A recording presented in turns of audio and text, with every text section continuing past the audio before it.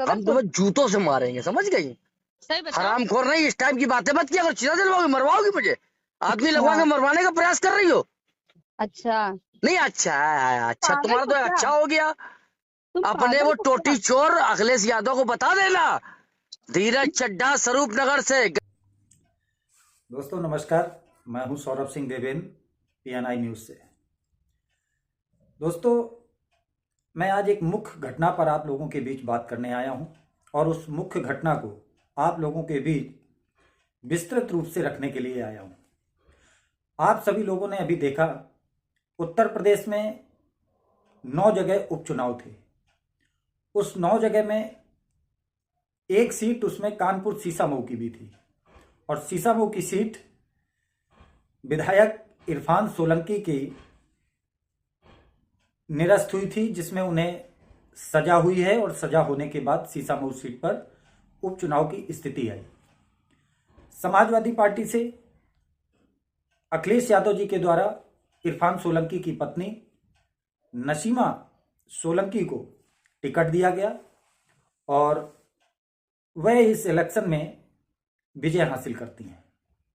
और जब वो विजय हासिल करने के बाद उत्साह कार्यकर्ताओं में होता है, पार्टी में होता है, तो उसी समय जब उनकी विजय हुई उसके बाद एक उनका काफिला निकला। उसी समय कानपुर से एक नाम निकल के आता है और एक ऑडियो बहुत तेजी में वायरल होता है, जिस ऑडियो में बड़ी सभ्यतापूर्ण बातचीत से शुरुआत होती है। उसमें वो व्यक्ति नसीमा सोलंकी से बहन कह के बात करता है और बात करते ही करते वह उग्र होने लगता है और हिंदुत्व का हवाला बार बार देता है। बलखंडेश्वर महाराज शंकर जी का जो मंदिर है, नसीमा सोलंकी अपने चुनाव के दौरान वहां भोलेनाथ के दर्शन करने गई होंगी और वहां जाकर उन्होंने दुग्धाभिषेक किया होगा, जलाभिषेक किया होगा, पूजा अर्चना की होगी और अपने जीत के लिए भगवान भोलेनाथ से प्रार्थना की होगी। प्रभु की कृपा से उन्हें जीत मिली भी। लेकिन इस विषय की जो चर्चा करने वाले हैं वो नाम धीरज चड्ढा करके एक व्यक्ति हैं स्वरूप नगर के, उनका नाम निकल कर आता है और वो नसीमा सोलंकी को फोन करते हैं, बहन कहकर उन्हें संबोधित करते हैं और फिर जो उनसे बातचीत करते हैं वो आपत्तिजनक होती है। उस बातचीत में उन्हें हिंदुत्व का हवाला देते हुए आप बार बार सुनेंगे। हाँ, नसीम बहन बोल रही है? हम बोल रहे हैं। हाँ, मैं धीरज चड्ढा बोल रहा हूँ स्वरूप नगर से। जी जी बताइए। बहन, एक शिकायत थी तुमसे। बताइए। जाके बरखंडेश्वर मंदिर जहाँ गंदा कराई हो उसको गंगा जल से कह के किसी से धुलवा दो बेटा। क्या करें? जो बरखंडेश्वर मंदिर में पूजा करके चली आई हो तुम, जी उस मंदिर को धुलवा दो। गंगा जल चढ़ा दिया तुमने वहां अपने अपवित्र हाथों से, उसको धुलवा दो। नहीं, कम से कम 200 मुकदमे लगाऊंगा पूरे शहर में घूम घूम के तुम्हारे ऊपर। अच्छा। नहीं, अच्छा क्या मतलब है? गंदी बात है। हम तुम्हारी दरगाह पे चादर चढ़ाने जाते? अच्छा। अच्छा, कहाँ से बोल रहे हो? धीरज चड्ढा बोल रहा हूँ स्वरूप नगर से। अच्छा। हमारा मंदिर धुलवाइए पहले आप तत्काल। हम धुलवाएं? अरे आपने गंदा किया, हम धुलवाएंगे उसको। बहन, तुमको ये बात सोचनी चाहिए। धर्म धर्म होता है सबका। नहीं नहीं नहीं, सुनो। हाँ, सुनो नहीं, सुनिए। एक्सक्यूज मी, सुनिए। सुनो नहीं। क्यों? क्यों? हम तुमको बहन करके बात कर रहे हैं, तुम सुनो करके बात कर रही हो। क्या बता रहे? कितने मुकदमे लगवाओगे? अरे जितने चाहेंगे उतने लगवाओ। मंदिर क्यों खराब किया आपने भाई? बहुत जल्दी आते, सो रहे थे क्या इतने दिन से? अरे इतने दिन से क्या, अमिताभ बच्चन को जगह 5 फोन कर चुके, पूछो अमिताभ से। काहे के लिए? अरे मंदिर धुलवाने के गंदा कर दिया भाई। तुमसे क्या मतलब? हमारे मंदिर में आने की तुम्हें जरूरत क्या थी भाई? Who are you? तुम्हारा नाम लिखा हुआ मंदिर पे? अरे नाम लिखा है। कल तुम्हारे मस्जिद में आ रहे हैं और चंदन और वो लगवाएंगे, खड़े होकर लगवाओगी?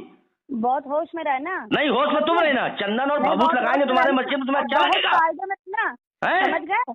बहुत कायदे में रहना। नहीं, क्या कायदे में रहना? आपके मस्जिद में आके हम भभूत लगाए, चंदन लगाए, आपको अच्छा लगेगा? दिमाग ना खराब हो। नहीं, क्यों ना दिमाग ना खराब हो? क्या दिमाग ना खराब हो? आदमी को होश में हो, नहीं बात करने की तमीज नहीं है क्या? बहुत तमीज है बात करने की। मेरा पूरा तुमने धर्म पर खराब कर दिया। मंदिर बोल के दूंगा।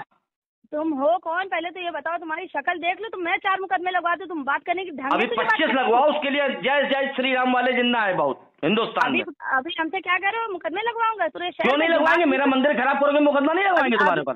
अभी हम सीपी साहब से बात कर रहे हैं, मुझसे तमीज 500 बार बात करिए। हमारे मंदिर में क्यों भाई आप गंदा कर रहे हो उसको? तुम्हारा नाम लिखा तो आपका नाम लिखा है मस्जिद में? तो हम जाए आपके मस्जिद में, अगर चंदन लगाएंगे आपको अच्छा लगेगा? आप जाओ मस्जिद से, कोई भगा दे तो बताना। बहन देखो ऐसा है, जो काम आपने गलत किया वो गलत किया है। सुनो सुनो नहीं, सुनिए। नहीं, आप बात तुमने शुरू करी बदतमीजी से, वरना हमें बहुत तमीज से बात नहीं, मैं तो बहन करके बात कर रहा हूँ शुरू से। मस्जिद, हाँ चर्च, जी गुरुद्वारा जी, सब हर कोई धर्म का आदमी जा सकता है, कोई किसी का नाम नहीं लिखा हुआ है। नहीं नहीं, आप बात समझी नहीं। ये बताइए आप हमें, अच्छा एक बात बताइए बहन, आप हमें ये बताइए कि आप हमारे मंदिर में गई, आपने वह गंगा जल से मंदिर को धोया, ठीक है? सुनिए मेरी बात, आपने जल चढ़ाया, पहले आपको जानकारी दे दे, आपने जल चढ़ाया वहाँ? सुनिए, आप मेरी बात सुनिए। आप मेरे मंदिर जाने को आज 20-22-23 दिन हो गए, सो रहे थे क्या 3 दिन से? नहीं, मैं तो तब बात पे कई बार फोन कर चुका, हम तो आपको रिस्पॉन्स नहीं दे रहे। हमने कहा गंगा जल से धुलवाइए। अच्छा ये बताइए, आप हमारे मंदिर गई, एक मिनट हमारी बात सुनिए बहन, आप हमारे मंदिर गई, आपने हमारे मंदिर को आके जाके वहाँ जल चढ़ाया, ठीक बात? आई एक्सेप्टेड, सारे भगवान एक है। नहीं, सारे भगवान एक है, हिंदू मुस्लिम सिख ईसाई सब एक है, ठीक है? मंदिर कोई नहीं रोकने वाला है। हाँ ठीक बात है। तो आप ये बताइए कि आपके यहाँ अगर हम मजार में जाएंगे और वहाँ जल चढ़ाएंगे, ऐसा लगता है जैसे बलखंडेश्वर महाराज यानी कि भोलेनाथ की पूरी जिम्मेदारी इन्हीं ने ले रखी है। देखिए भगवान हैं, उनके मंदिर में हम सभी लोग पूजा करने के अधिकारी हैं। जो सकारात्मक भाव से वहां जाता है, भगवान ने असुरों को भी गले लगाया है, उनको भी आशीर्वाद दिया है। भगवान भोलेनाथ की कृपा और आशीर्वाद से ही बड़े बड़े असुरों को ताकतें प्रदान हुई। हाँ, वो बात एक अलग है कि उस ताकत का उन्होंने दुरुपयोग किया, और जब दुरुपयोग किया तो उसके बाद भगवान विष्णु जी को अवतार लेके आना पड़ा और उनका विनाश करना पड़ा। उनका विनाश भी हुआ। तो जो जिस रास्ते पर चलता है उसको वैसा फल मिलता है। सकारात्मक भाव से चलने वाले लोग जो हैं उन्हें सकारात्मक परिणाम मिलते हैं। जो नकारात्मक काम करने वाले हैं उन्हें नकारात्मक ही परिणाम मिलेंगे, उन्हें अच्छे परिणाम नहीं मिलेंगे। धीरज चड्ढा ने जो उनसे बातचीत की नसीमा बेगम से, वो बहुत आपत्तिजनक थी। अब उसके कुछ दिन बाद जाहिर सी बात है कि जब इन दोनों लोगों में बातचीत हुई तो वो कहीं ना कहीं से थोड़ी बातचीत और बड़ी होगी। फिर दूसरा ऑडियो वायरल हुआ होगा, फिर उसके बाद एक ऑडियो और वायरल हुआ जिसमें धीरज चड्ढा ने फिर से नसीमा सोलंकी को फोन किया, और जो ये इस बार इन्होंने बातचीत की, ये बहुत ही गंदा तरीका था, ये असामाजिक तरीका था, गैर जिम्मेदाराना बातचीत थी। हेलो, बताएं। बहन तुमने अभी हमने अपनी रिकॉर्डिंग सुन रहे थे, तुमने कहा तुम मेरी चिता जलवा दोगी। तुम मेरी क्या करोगे? हम तुम्हें जूतों से मारेंगे, समझ गई? हरामखोर नहीं, इस टाइप की बातें मत किया। अगर चिता जलवाओगी मरवाओगी मुझे, आदमी लगवा के मरवाने का प्रयास कर रही हो। अच्छा नहीं, अच्छा है, अच्छा तुम्हारा तो अच्छा हो गया। अपने वो तो टोटी चोर अखिलेश यादव को बता देना, धीरज चड्ढा स्वरूप नगर से गंदगी मत करो। नहीं, तुम पागल आदमी हो। अरे पागल तो मैं तुम लग रही हो, तुम साइको लग रही हो। मैं पागल तो छोड़ दो, तुम तो साइको।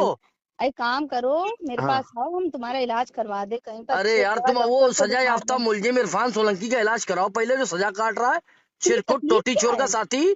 तुम मेरा इलाज ना कराओ। हम लोग के परिवार से क्या तकलीफ है तुम्हें? तकलीफ कुछ नहीं, तकलीफ ये है कि तुमने हमसे कहा चिता तुम मेरी जलवाओगी, तुम्हारी इतनी औकात है? नहीं, अभी तो माय गॉड हो गया।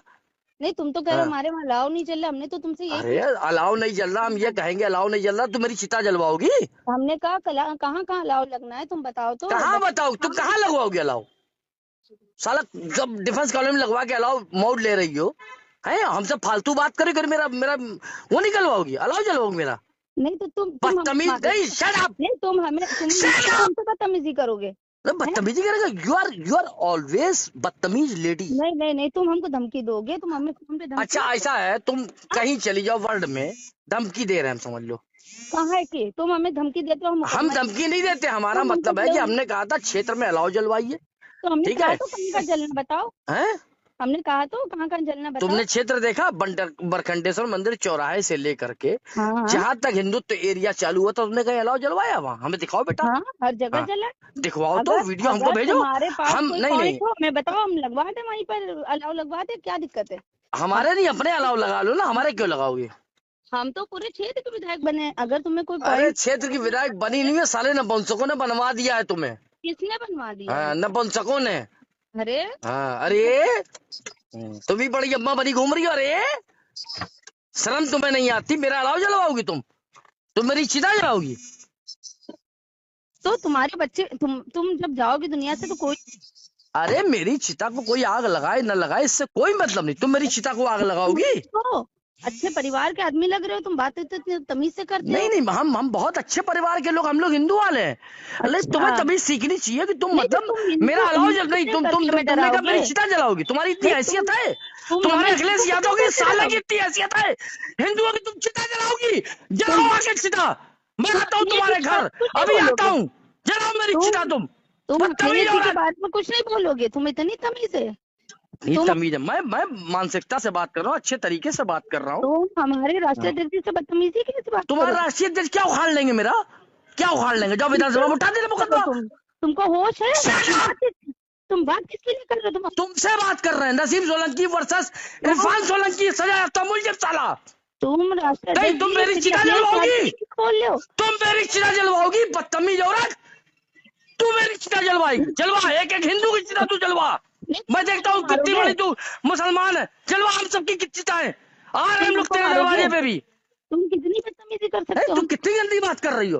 हम तुमसे बहन करके बात कर रहे थे। हमने कहा बहन अलाव जल रहा है, अलाव जल रहा है, तुम कह रही मेरी चिता जलवाओगी? हमने बहन बोलना ही ये मेरे लिए बहुत बड़ा अपमान की बात है। तुम इतने बदतमीज नहीं, तुम्हारे ऐसी औरत से बहन कहना मेरे लिए अपमान से जवाब, लेकिन हम हिंदू लोग हैं, हम लोग हर जाति के लोगों को बहन माँ बेटी के रूप में देखते हैं। तुम बहुत बदतमीज महिला हो, तुमसे बात करना मेरे लिए गुनाह है, जो तुम्हारा अल्लाह तुम्हें सिखाता है। बार बार फोन क्यों करते हो? फिर हम करेंगे, क्यों नहीं करेंगे? 500 बार फोन कर, तू है क्या? फोन करके हमें परेशान करोगे फोन करके? अरे परेशान करेंगे? तुम हमारी जनता को परेशान कर रही हो। हे भगवान, हे भगवान, हे भगवान, ये क्या कर रही हो तुम? क्षेत्र में अलाव नहीं चल रहा है, क्षेत्र में कुछ नहीं हो रहा है, क्षेत्र में नहीं, अपने घर में तुम्हारे त्रिपंडी में चल रहा है, अलाव जल रहा है तुम्हारे। हाँ, हर जगह अलाव जल रहा है। क्यों? अब तुम कमिश्नर के पास जाओ। पिछली बार तो तुमने धमकी दी थी, कमिश्नर के पास जाऊंगी, लिखाओ मेरे खिलाफ मुकदमा और उसको बताओ कि मैं इसको चिता पे जलवाने वाला। तुम मुझे चिता पे जलवाओगी? नहीं तो तुमने You shut up, bloody fool. I don't talk this type lady. तुम्हें कमिश्नर साहब का डर नहीं है क्या? नहीं, मुझे हिंदुस्तान में किसी का डर नहीं। मैं हिंदू हूँ, मैं जान दे दूंगा, लेकिन तेरे ऐसे लोगों को मक्कारी नहीं करने दूंगा। तो किसकी जान ले लोगे? नहीं, तुम जाओ, तुम अखिलेश यादव के पास जाओ। नहीं, मैं जाऊंगी सबसे पहले तो हमारे कमिश्नर साहब के पास, जो जाइए, बिल्कुल उनको बताइए कि मैंने कहा था कि मैं इस आदमी को चिता पे जलवाऊंगी।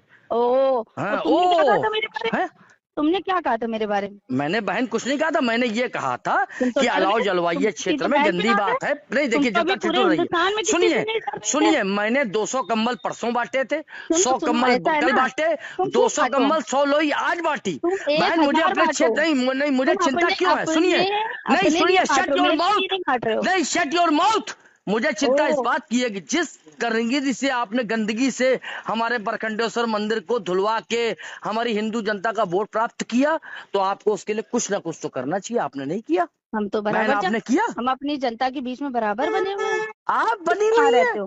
कहाँ रहते हो तुम? अरे हम वहीं रहते हैं, इरफान सोलंकी रहते हैं। वो सजा याफ्ता मुलजिम क्यों बना? तो जाओ जेल में, तुम्हारे घर हो तो फिर तुम जेल में रहो, बाहर क्या? नहीं, तो तुम्हारे पति के घर जेल में, मेरा थोड़ी है। वो जेल में रह रहा है, फिलहाल तो जेल में है। हाँ, फिलहाल जेल में ही रहेगा वो, और तुम भी जाओगी जेल। और तुम? हाँ, नहीं, तुम मेरी चिता जलवाओगी? तुम जाओगे कि नहीं? अरे हमको तुम खौलते तेल में तलवा देना। जय श्री राम, हम खौलते तेल में तलने को तैयार हैं। आ जाए तुम्हारी सरकार, मरवा देना। मैं तुम धमकी दिलवा रही हो हमको? तुम किसको तलवाओगे तेल में? नहीं, हम किसको तेल में दिलवाएंगे? तुम हमें धमकी दे रहे हो? देखो, तुम्हारे जैसी महिला से बात करना, मेरे शब्द खराब हो जाएंगे, मेरी आलोचनाएं खराब हो जाएंगी, लेकिन जो गंदगी है, जो तुमने बात कही, सुनो, शट योर माउथ। तुमने जो बात कही कि तुम मुझे अर्थी पे लिटाओगी, तो ये तुम्हारी मंसूबे कभी पूरे नहीं होंगे नसीम सोलंकी, ये ध्यान रखना। धीरज चड्ढा बोल रहा हूँ स्वरूप नगर से, और फोन काट दो अपना। अब आपने ये ऑडियो सुन लिया, इसमें आप सुन सकते हैं किस गंदे स्तर से धीरज चड्ढा बात कर रहे हैं और बार बार मैं हिंदू हूं, मैं हिंदू हूं, हिंदुत्व का हवाला दे रहे हैं। देखिए, आप हिंदुत्व के ठेकेदार नहीं हो सकते हैं। ये बात ठीक है कि आप हिंदुत्व के जरिए अपनी बात कर रहे हैं, हिंदू हैं, अच्छी बात है, लेकिन आप बार बार कल के दिन अगर आपसे ही कोई गलत काम हो गया तो क्या उसका जिम्मेदार हिंदुत्व होगा? सारे हिंदूवादी लोग होंगे। इसलिए धीरज चड्ढा जैसे लोगों को पूर्ण रूप से हिंदू होने के नाम पर समर्थन नहीं दिया जा सकता, क्योंकि यह हिंदुत्व का हवाला देकर इस तरीके की अमर्यादित बात, और वो भी एक जनप्रतिनिधि से, वो जनप्रतिनिधि एक महिला भी है, और उत्तर प्रदेश की विधानसभा में, जिस विधानसभा में योगी जी जैसे मुख्यमंत्री हैं, सतीश महाना जी जैसे अध्यक्ष हैं, उसी विधानसभा में नसीमा सोलंकी बैठेंगी। एक धीरज चड्ढा उनको किस तरीके से बदतमीजी से बात करता है, बातचीत का तरीका बहुत गंदा है, लहजा बहुत गंदा है। मैंने सुना है कि नसीमा सोलंकी उनसे बहुत कायदे से बात कर रही हैं, लेकिन उसके बावजूद वो व्यक्ति हिंदुत्व को आगे रखकर, हिंदू बार बार अपने आप को बोलकर, यानी कि पूरे हिंदुओं को भी भावनात्मक अपनी तरफ खींचने के लिए नसीमा सोलंकी को बार बार अपमानित करने का प्रयास कर रहा है। बल्कि प्रयास नहीं कर रहा है, अपमानित कर भी रहा है। इससे ज्यादा अपमान और क्या कर सकता है। इस पर तत्काल रूप से नसीमा सोलंकी के समर्थकों ने, समाजवादी पार्टी के कार्यकर्ताओं ने स्वरूपनगर थाने में प्रार्थना पत्र दिया, उस पर एफआईआर दर्ज हुई। और ये कैसे दर्ज हुई है ये तो एक अलग का विषय है, क्योंकि नसीमा सोलंकी अपने बातचीत में कहती भी नजर आ रही हैं कि मैं कमिश्नर साहब से मिलूंगी, और हो सकता है कि वो मिली भी होंगी, तभी ये एफआईआर लिखी गई है। और जब ये सारी बातचीत हुई, मीडिया ने धीरज चड्ढा से भी संपर्क किया। धीरज चड्ढा ने क्या कुछ बोला वो आप सुनिए। किसके खिलाफ आपने परिवाद दाखिल किया है? क्या है? मैंने नसीमा सोलंकी के खिलाफ परिवाद दाखिल किया है। उन्होंने हमारे मंदिर में जा करके बाबा की शिवलिंग पे जल चढ़ाया, उसको अपने गंदे हाथों से छुआ, स्पर्श किया, जबकि ये मांस खाती हैं। इनके यहाँ सवेरे मांस का नाश्ता किया जाता है। उन्होंने हमारे बाबा को अछूत कर दिया। मैं इससे बहुत आहत हूँ, इसलिए मैंने आज परिवादवाद दाखिल किया है माननीय न्यायालय के समक्ष। नहीं, इसके पहले मैंने अमिताभ वाजपेयी विधायक जी से बात करी थी और बार बार उनसे आग्रह भी किया था, और बीच में मैं थोड़ा अस्वस्थ हो गया था। माननीय सुरेश अवस्थी जी के चुनाव प्रचार में मैं लगा हुआ था, इस वजह से मैंने इस विषय में ज्यादा वो नहीं किया। लेकिन जब ये सब खत्म हो गया तो मैंने नसीम सोलंकी से बात भी करी, तो उन्होंने मुझको उल्टी सीधी बातें सुनाई और मेरी बात पे कोई ध्यान नहीं दिया। बाबा का आशीर्वाद उनके ऊपर हो ही नहीं सकता, उनके ऊपर तो जयचंदो का हाथ है और उनका आशीर्वाद है। आज महाराजगंज जेल में वो मिलकर आई हैं जी इरफान जी सोलंकी से। जी जी। ऐसा उनका कहना है कि इरफान सोलंकी ने कहा है कि कोई भी कार्य सबसे पहले मंदिर में कराना जाकर। इस पर क्या कहना? इस पर मुझे कुछ नहीं कहना। मंदिर चली जाती, मंदिर में बाहर से हाथ जोड़ लेती, हर आदमी निकलता है मंदिर मस्जिद से, अपना सर झुका के निकलता है। लेकिन इसका ये मतलब थोड़ी कि आप मांस खाती है, आप हमारे मंदिर में जाकर जल चढ़ा के बाबा को स्पर्श कर लेंगे। हम चाहते हैं सामाजिक रूप से आके बरखंडेश्वर मंदिर के बाहर आकर के हमारे हिंदू सनातनी भाइयों से ये माफी मांगे। अगर दोबारा जाके मंदिर में पूजा, मेरी लाश के ऊपर से दोबारा जाएंगी अगर ये दोबारा मंदिर गई तो। मैंने मुकदमे दिखाने की धमकी नहीं, मैंने कहा अगर आप ये काम नहीं करेंगे तो मैं मुकदमा लिखाऊंगा, जो मैंने आज लिखाया। देखिए, इस व्यक्ति के मन में बिल्कुल भी मलाल नहीं है, बल्कि वो एक बता रहा है कि मैंने एक परिवाद दाखिल किया है। आप दाखिल कर सकते हैं, लेकिन आप प्रथम दृष्टया तो स्वयं ही आपकी भाषा शैली गंदी नजर आ रही है। आप अपने आप को हाईलाइट करने के लिए, आप अपने आप को प्रसिद्धि पाने के लिए, आप अपने आप को समाज में प्रेजेंट करने के लिए इतनी गंदी बातचीत, इतनी गंदी भाषा के साथ आप एक महिला से बात कर रहे हैं, ये प्रसिद्ध होने का तरीका नहीं है। और ना इससे आप हिंदूवादी कहलाएंगे। ये तरीका बिल्कुल भी नहीं होना चाहिए। सारी बातों के बाद, एफआईआर दर्ज होने के बाद स्वरूपनगर थाना पुलिस ने धीरज चड्ढा को गिरफ्तार किया और एक ये तस्वीर निकल के आई। और जब ये तस्वीर निकल के स्वरूपनगर थाने से आती है तो इसको देखकर काफ़ी लोगों ने सोशल मीडिया पर प्रचारित किया। धीरज चड्ढा की आलोचना बड़ी मात्रा में हो रही है। सोशल मीडिया पर धीरज चड्ढा के बारे में लोग बहुत कुछ अपशब्द भी बोल रहे हैं, और जहाँ तक कि बहुत लोग ये भी कह रहे हैं कि ऐसी भाषा का प्रयोग ना करें और इस तरीके अंधविश्वास में ना रहें कि आप कुछ भी बोलेंगे, कुछ भी करेंगे तो कोई भी आपकी मदद करेगा। देखिए, मुख्यमंत्री श्री योगी आदित्यनाथ जी एक अच्छी सोच के व्यक्ति हैं, और वो कोई एक साधारण व्यक्ति नहीं है। और जो पुलिस है, पुलिस भी अपना कार्य कर रही है। पुलिस ने भी अच्छा कार्य किया, लेकिन जो ये तस्वीर सामने आई है, जैसे अभी तक पुलिस दिखाती थी कि किसी अपराधी को दिखाते हैं तो तरीका अलग होता है, लेकिन इसमें दिख रहा है कि पुलिस ने अपना काम तो किया है, लेकिन धीरज चड्ढा को भी सबक नहीं सिखाया है। धीरज चड्ढा एक सेलिब्रिटी की तरीके बीच में खड़ा है, अगल बगल पुलिस वाले खड़े हैं और वो लग नहीं रहा है कि ये कोई अपराधी है। अपराधी जैसी तस्वीर ये सामने नहीं आई है। हालांकि इस तरीके की बातचीत, इस तरीके के कार्य करने वाले लोगों को सबक सिखाना बहुत जरूरी होता है, क्योंकि आज वो नसीमा सोलंकी को बोल रहा है, कल वो किसी को भी बोलेगा और इससे प्रेरणा लेकर ऐसे बहुत से धीरज चड्ढा तैयार होंगे जो किसी का भी कभी भी अपमान करेंगे। और इसने केवल नसीमा सोलंकी का नहीं, उत्तर प्रदेश के पूर्व मुख्यमंत्री अखिलेश यादव के बारे में भी इसने बहुत गलत बातें बोली हैं, गलत शब्दों को बोला है, अपशब्दों का बार बार इसने प्रयोग किया है।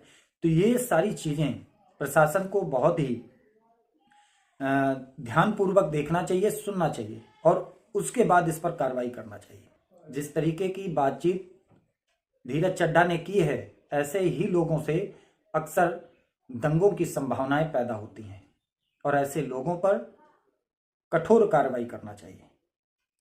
मैं अपने व्यूअर्स, अपने फॉलोअर्स, अपने चाहने वालों से यही निवेदन करूंगा कि आपने जो ये पूरी खबर सुनी है, इस खबर पर आपकी क्या प्रतिक्रिया है वो कमेंट करके बताएं और इस वीडियो को शेयर अवश्य करें।